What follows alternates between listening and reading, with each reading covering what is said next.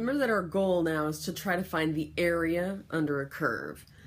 If we happen to know a formula for that curve, we have a way to find an exact value. But until that moment, our best bet is to use an approximation. So we've talked about using rectangles to approximate the area. Let's talk about one other shape we could use. Here I have a picture of a left-hand rectangular approximation, so a left Riemann sum or an LRAM sum.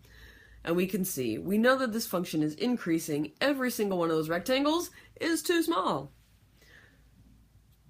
I could use the right-hand approximation instead, but every one of those rectangles is going to be too big.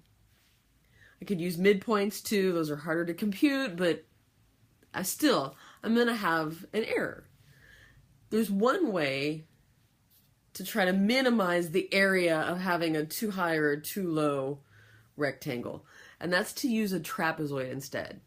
So this has the same effect of averaging the left-hand approximation and the right-hand approximation. Notice that we've taken the left corner here and the right corner here, and we've turned this rectangle into a trapezoid. Notice that there's very much less difference now between the top of the curve and the top of the shape, in this case now a trapezoid. So this significantly decreases error, if that's what we're after. So take a look at your other paper. So here our job is to remember how to compute the area of a trapezoid. You may remember from geometry, you average the two bases and then multiply by the height. Well, in calculus, we're going to do this trick of using trapezoids standing up in place of rectangles to form area under a curve. We actually end up with the trapezoid on its side, so what we're going to want to do is average the two heights and multiply by the distance between. That's the interval. In this case, I've called it the base. So that's the formula we're going to use. And we'll try out this example. Here we're back to our old friend. It's finding the area under a velocity curve in order to determine distance traveled. So I want to know on the distance 0 to 10, if I use a trapezoidal sum with 4 subintervals, what is the distance traveled by this car? So again, the AP tests are not trying to trick you. If they ask for 4 subintervals, it should be pretty obvious.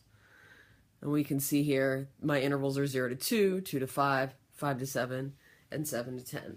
So for each of these intervals, that distance between the t-values is going to be the base. And now I need to average the two heights.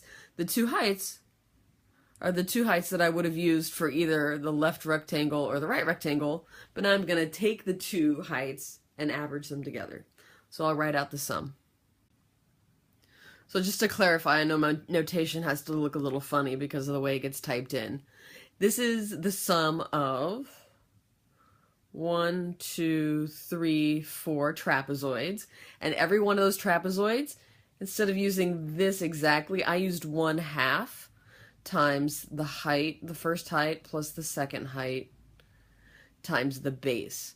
So here's the 1/2 times the first height was 0, the second height was 9, times the base, that's the distance between those 2 points.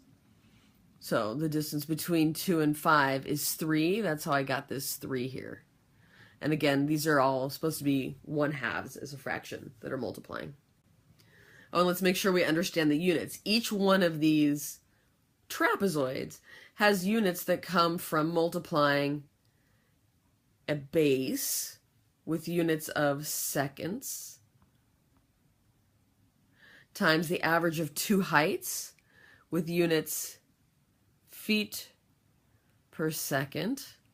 So when I multiply seconds by feet per seconds, I get 4 trapezoids that all have units of feet, which when I add together gives me final units of feet. And that's how I get my final answer of 407.5 feet. So I would say that the car has traveled approximately 407.5 feet.